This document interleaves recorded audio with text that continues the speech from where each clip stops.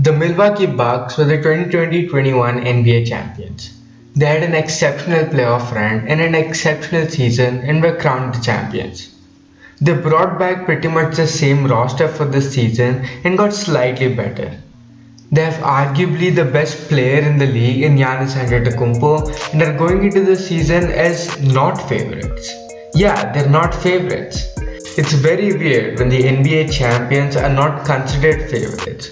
But that isn't really such a big thing because even I believe the Nets are better than them. But people act like they're not the second best team or like even a top tier contender anymore, and most people have the Lakers over them. And I believe it really isn't that straightforward. Hence, I feel they're severely underrated because no one really talks about them, and there are a lot of people who have the Warriors over them too. So today I want to talk about this team as a whole and why people should be talking about them much more and why they're so underrated. They be like, what? Can you teach me how to dirty? You know why? Cause all the bitches love it. All I need is a beat that's super bumpin'. And for you to back it up and dump it. Leave a like on this video and subscribe if you haven't already. I drop regular NBA content and with the NBA season coming up, this might interest you. So do subscribe to the channel. The Bucks this offseason added Grayson Allen, George Hill, Rodney Hood and extended Bobby Portis. And they lost Jeff Teague, PJ Tucker and Bryn Forbes. They got slightly better in my opinion as DiVincenzo will be healthy for the season and both Grayson Allen and George Hill are significant upgrades when compared to Jeff Teague and Bryn Forbes. With Bobby Portis getting more minutes too, it should make up for what they lost with PJ Tucker. So you could say they got better this offseason. And if you already have a championship quality roster which has won a ring and you become better, you're obviously in a very good position. Aside from their acquisitions too, they can get better internally as a team. Jrue Holiday, their second or third star, has had an entire year with the team, so that chemistry should be better. And even Giannis looks like he's going to be better this year like he has been every year of his career. So let's talk about the man himself, Giannis Antetokounmpo. Giannis Antetokounmpo is arguably the best player in the league right now and is arguably the most accomplished 26-year-old in NBA history. It's impossible to describe how amazing of a player he is in a video or in word. I had a video titled during the NBA Finals, quote, "What the fuck is Giannis bro?" unquote. And that should about sum it up. So anyways, Giannis is one of the, if not the greatest finisher in NBA history. He's an exceptional off-the-ball big man, playing amazing as a role man alongside Middleton and Holiday last year and establishing one of the most devastating pick and rolls in the league. He's a great short passer and a short roll passer and just makes really great reads overall. His all-time rim pressure and finishing gravity definitely help his playmaking. Another thing which is going to help his playmaking this year is his jump shot. I know it's only preseason and it doesn't matter. But Rusty Buckets made a video about this and he says it perfectly. Basically there are things which you can take away from preseason and things you can't. And it's important to differentiate them. So if a guy shoots like 45% on spot ups regularly during the regular season and shoots like 80% during a particular stretch in the preseason, it doesn't mean shit. Maybe he got more efficient, but it might just be that he was streaky during that time. But if a guy who shoots 45% from the field regularly shot 45% from the field in preseason too, but the way he got these shots was different. That is, he took more off the dribble shots, took more step backs, fadeaways, and added all these to his arsenal. That's something which is a positive, and Giannis did do that.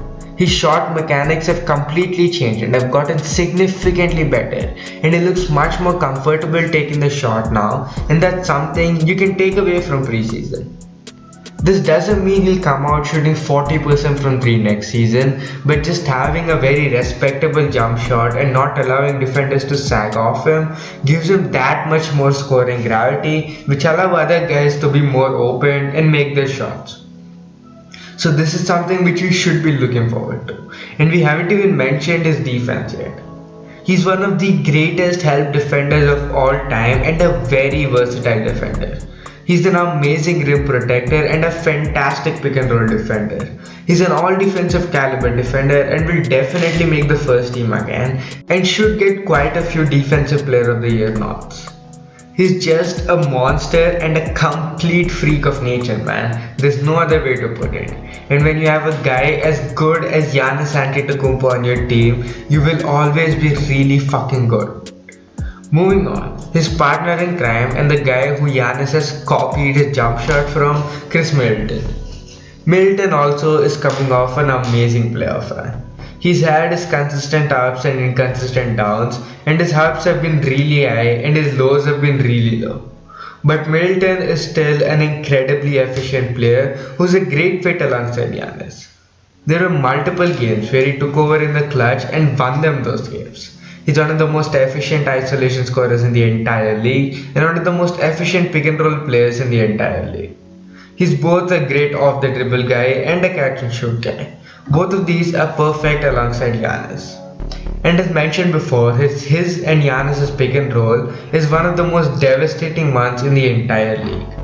His playmaking and passing have been getting better every year of his career, and with his insane shooting ability and gravity, he can make that many more passes. And we saw that last year as he had a career year in that department. He's a very solid man defender and off the ball defender and is just a great guy. He's right now a top 20 to 25 guy in the league for me. But as mentioned before, his lows are really low and can look very ugly sometimes. He's notoriously inconsistent, but with the confidence of winning a championship, I expect him to be more consistent and have another amazing year. Moving on, the third guy and lockdown defender, Jrue Holiday. Holiday too had a great season for the Bucks, showing that he's worth all the picks and the massive contract they gave him. He had some of the biggest plays in finals and for that matter in NBA history, with that steal on Booker and lob to Giannis and that amazing lockdown defense he played on Chris Paul throughout the finals. He was consistently disruptive on defense, proving again and again that he's the best guard defender in the entire league. He's one of the best on-ball guard defenders we've ever seen and he's just insane on that end. But offensively, he was very inconsistent and there was no other way to put it. His shots weren't falling and he wasn't finishing shots he should have finished. But he was great in the playmaking department, and as I said with Middleton, the championship confident is really something different. He'll be able to find his consistency, and now with an entire year of playing with this team, he's going to be a better player as a team player too. And with Kyrie having these questions of returning, if the Nets and Bucks were to match up, there's no better player in the entire league to put on James Harden other than Jrue Holiday. So that will be very fun to watch too. The defense on this team is absolutely insane, and if they can fit together some questions offensively, they're amazing on that end too. The depth of this team, as mentioned, is great. They have guys like Pat Connaughton and Donte DiVincenzo, who are guys they can just use to play small ball lineups. Neither of them are defensive liabilities and in fact are very positive defenders who cannot really be exploited. Pat Connaughton can to some extent, but he isn't really like a negative on that end. They can hit their shots on offense too, and that's all you need for them. They're great 3-and-D guys who cannot be attacked on defense like Bryn Forbes, and on offense they'll give you great value. DiVincenzo is a higher level defender than Connaughton, so the fact that they did what they did without having Donte shows how good they were. And call me crazy, but I believe if the Nets were to have the same injuries they had last year and the Bucks had Donte DiVincenzo just a role player healthy, the series wouldn't have gone to 7 games.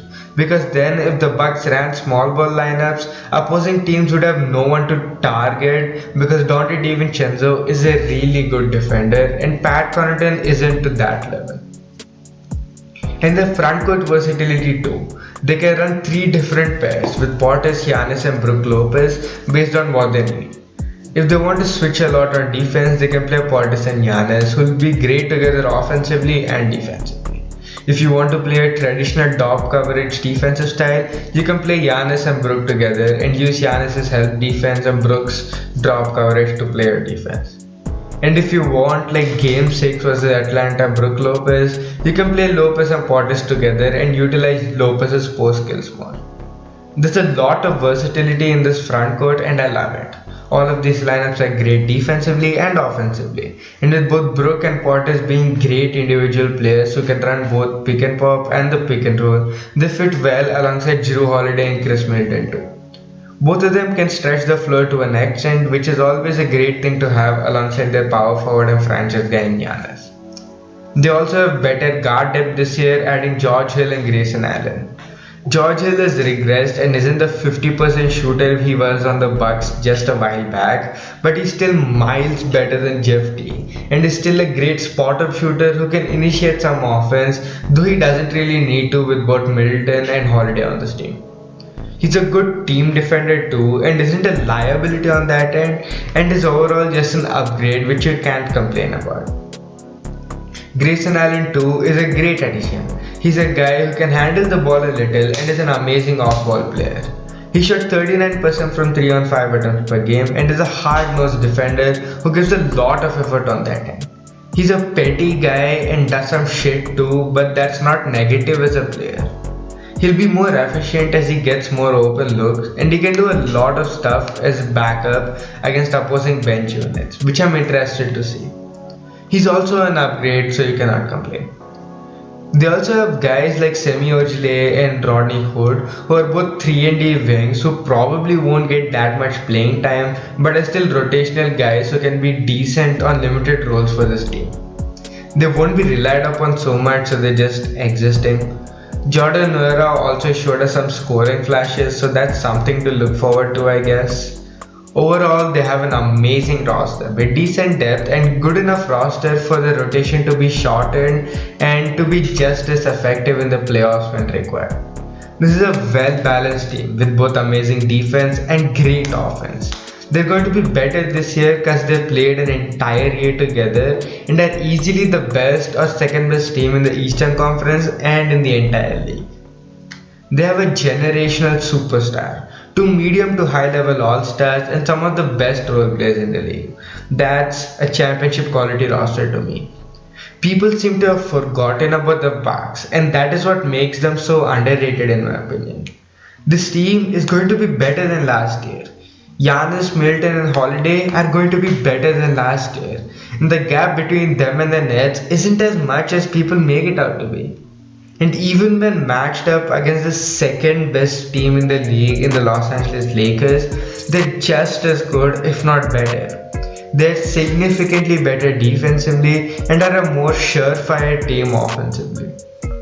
They're just a great team all around, so don't be surprised if they have an amazing season again and maybe even repeat again. And yeah, that's about it. So please do leave a like on this video and subscribe if you haven't already.